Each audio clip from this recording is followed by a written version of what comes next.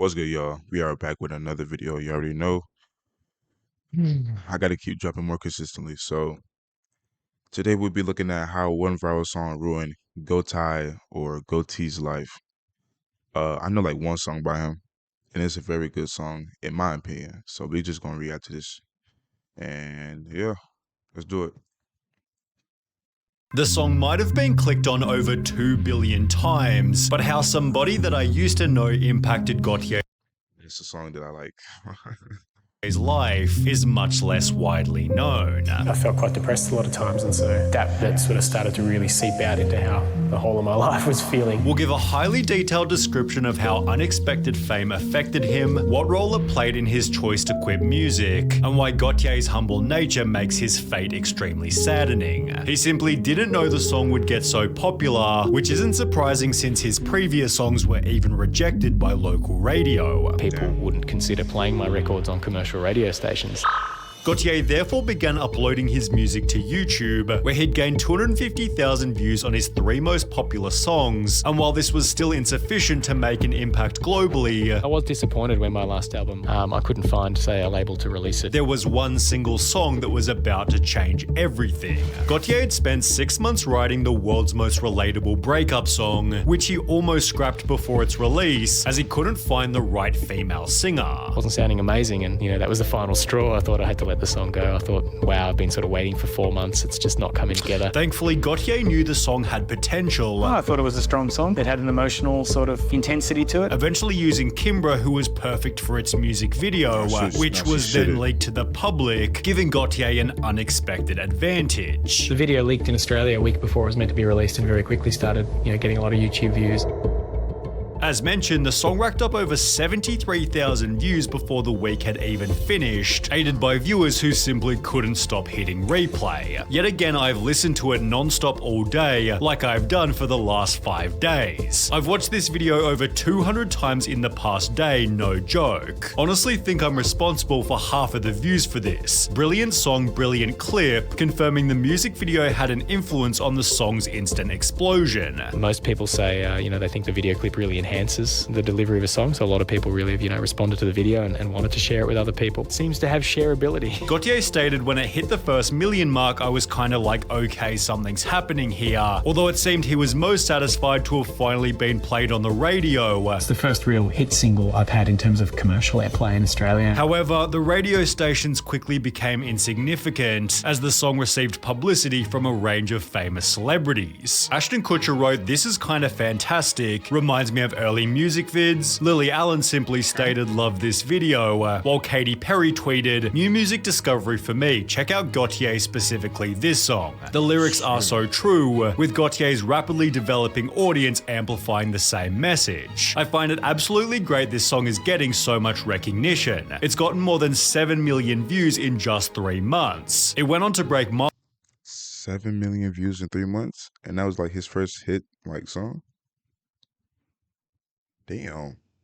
milestone. The video alone has more than 65 million hits now on YouTube. After milestone. Its unique video has had almost 300 million hits on YouTube. After milestone. It's got like 860 million views on YouTube or something like that. Making the song bigger than almost any other ever. The 3rd most liked video of all time on YouTube with 1.4 million likes. Although despite making a song that was somehow this famous, I've read people on Twitter saying they're setting it as their alarm tone. Gotye made a point to remain extremely humble. 9 months after the song came out, Gotye explained he still drove an old van. Just last week, your van was stolen. 10 million single sales. What the hell are you doing driving a van? And when asked about what he'd spent his fortune on, he had no interest in luxury. What is the last huge thing you bought? I haven't bought anything physically big. I really hoped it would be a new van. In a different interview, Gotye was questioned, "What is the best thing that happened last year?" to which he'd respond, It probably wouldn't be something to do with a marker of the success of my song or my album. More something like a really great swim I took at Summers Beach near where I live. which might also explain why he refused ads on his music video, stating, "I'm not interested in selling my music. That's the reason I don't put ads on my YouTube channel," which seems strange to people in today's climate, but that is a decision you can make. I'm like that with all my music. I generally never want to cinch my music for products on ads, meaning Gotye willingly forfeited over $10 million.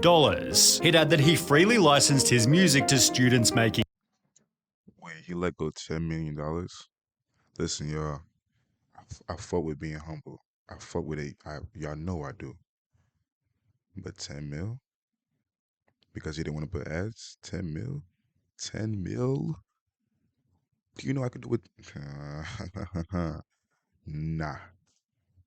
films, and would even spend his time mentoring people learning music, which was supported by a Reddit post reading, "I sent Gotye a link of one of my tracks for the hell of it when I was a bit drunk. He actually responded and said he liked it. What a great personable dude," attaching the original email to prove that he'd told the truth. Down in the comments, a different person shared the story. We threw a few emails back and forth, and in my last one I said I'd say hello to him at his upcoming show. Anyway, the tick sold out before I could get one, and when I told Wally, he offered to put me on the door list. I can't say enough nice things about the guy. Gotye also gave a shout out to over 100 fans who'd covered the song. However, it'd be through these covers that Gotye first revealed his fame and success had its own list of downsides. Been a bit burnt out, like seeing another remix, another cover of a song. It's like, and a lot, some are okay, some are quite average, and so I was a bit over it. With covers such as the Star Wars that I used to know gaining over 30 million views, it's no surprise Gotye began to feel like he couldn't control the song. Hearing a lot of bad remixes and edits on commercial radio around the world, like it's so far out of my hands that maybe, my stage name is being badly represented by all these other people doing really crap interpretations of my song. With less power over his music, Gotye was no longer as comfortable. If anything, I have more sort of self-consciousness, or I can sort of see the concerns about like becoming maybe more famous, more being prompted to be more of a personality, being a smaller fish in a bigger pond, if you will. And when asked, I feel him though, because it's like seeing all this shit about your own song. It's like, damn, again, another one, another one, another one, another one. You get burnt out over your own shit, bro. If you keep saying that shit, bro. I feel what you're saying.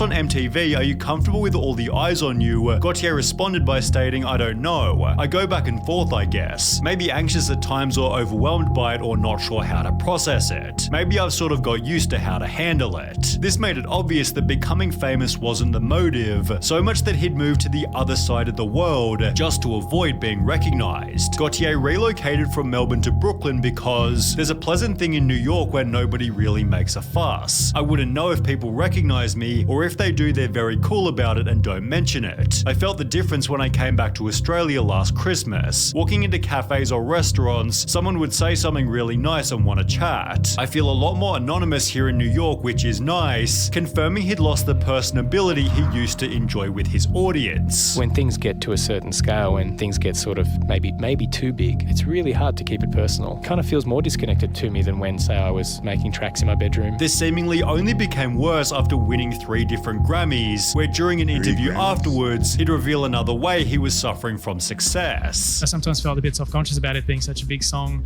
being one that is about people who don't seem to be able to work out the differences, and the fact that people sort of celebrating that seemed somehow incongruous to me for a while. Gotye feared his song might have been adding to global relationship dissatisfaction. I feel a bit self-conscious about that because there is an aspect, a lot of the song is quite angsty, and there's a bitterness and a jadedness to it. I'm not sure I really want to spread, that greater sense of angst or dissatisfaction with failed relationships. Which was in addition to the thought that his song was annoying the world. The song is really overplayed and probably saturated to the point of absurdity, where I feel like it's out of my hands, but I'm some kind of annoying presence, an audio presence in people's lives that they would prefer not to have there. He noticed that people were saying, "This song is plastered everywhere. I can't go to a mall without hearing it. Whether I like it or hate it, I don't want to hear it anymore." Obviously, they're so sick of it. They feel compelled to tell me how sick of it they are. And as a result, Gotye apologized for making everyone listen to his song over and over again because of how many times radio stations were playing it. He'd also have to deal with a phony news story claiming that Gotye had died, and with completely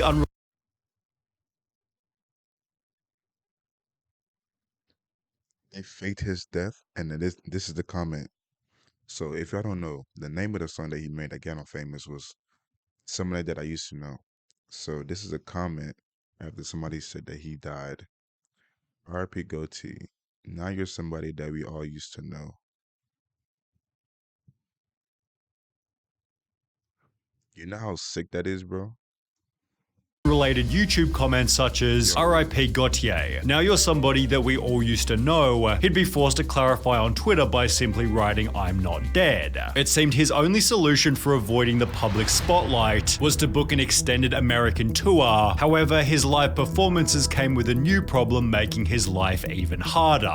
They really do leave after they've heard the hits. Especially in America, I found. What have they got? They've got to rush got my money's worth. Gotye noticed that the rest of his songs weren't quite so popular. Some people love some songs and hate others, which is just the way it should be, probably. And perhaps nothing reinforced this more brutally than his 2012 Coachella performance. An article explained that after playing his hit single, Gotye performed the rest of his songs to a noticeably smaller crowd, the reason for which was explained by two different people on Reddit. My friend said when he performed at Coachella the year he blew up over this song, it was the first one he performed and then the crowd just left. Lol, I was there for that and can confirm that I left after hearing that song. That's the curse of the one-hit wonder. Gotye seemed unconcerned about this being true. I mean, people ask me, like, whether I worry about being a one-hit wonder. I'm kind of like, I don't really mind if I don't ever really have a big hit like that, because I'm a bit like, well, I've had that experience. That's what it was like. However, it was clear that his future music's performance was still heavy on his mind. That was such a big hit. What's next for you? Not as big a hit. The question came up in so many different interviews. Does the pressure of somebody that I used to know haunt you when you're writing new songs? Gotye made it seem as though he was about to make new music. I'm only going to start writing new stuff this year. However, when asked about whether he can follow up the track with another smash hit, Gotye responded, I don't know. Time will tell. I don't know whether I can or whether I want to. He clearly didn't work too well with deadlines. You're not afraid of waiting. You're patient. You really want to get it right. But after 2 full years passed with no new music, people began to post, I wonder what happened to Gotye, while the original music video filled with comments such as, Gotye, alright guys, see you tomorrow. Last online 8 years ago. My man's dropped the fattest banger in history and dipped. Now he's somebody everyone used to know. However, by this point he'd actually appeared on television, where he was asked the following question. When's the next album coming out? I don't know. I'm working on things. And while he didn't sound too confident, there was a barely known reason for this. Just 2 months beforehand, Gotye released a newsletter containing one important sentence. There will be no new Gotye music. The newsletter continued, maybe there will be. I'm not entirely sure right now, with the main question being whether anyone would hear his future music. Well, people certainly would, only it wouldn't be posted under Gotye's name. Throughout his entire career, he'd been making music with a band called The Basics, which became his main project after ditching his solo career. The Basics bass player Chris Schroeder had clearly grown tired of people asking about Gotye, as he'd state, when I see people saying where's Wally online, or making the now he's just somebody that we used to know, I just think don't you idiots know how to use Google? In the time it's taken you to write that stupid tweet, you could have just Googled it and maybe discovered some great music he's been releasing recently on the other end. It's so lazy, you're not the first person to do that joke, just shut up. Despite announcing in 2021 that the band had stopped touring, the Basics haven't stopped making music, and there's even been some recent hope for Gotye as a solo artist. In 2020, he was named ARI's Australian Artist of the Decade, where he'd announced that the follow-up album will be released in the next decade probably, and while his past doesn't exactly indicate that it's coming anytime soon, Gotye's had an outstanding career regardless of his musical future. So how has this success changed things for you? When new opportunities come along, they present all sorts of challenges, but they present a chance to learn new things and learn new things about yourself through that process. So, Jesus Christ. Jesus Christ, bro. All right, thank y'all for tuning in into this YouTube reaction of Gotye viral song that ruined his life. I'm gonna drop this probably today or tomorrow, depending how I'm feeling. But I ain't gonna lie, I really fuck with that music video. Well, not music video, video. And thank y'all. Make sure to like, comment, and subscribe for more. And I'm gonna see y'all. Leave, fuck nigga. Leave.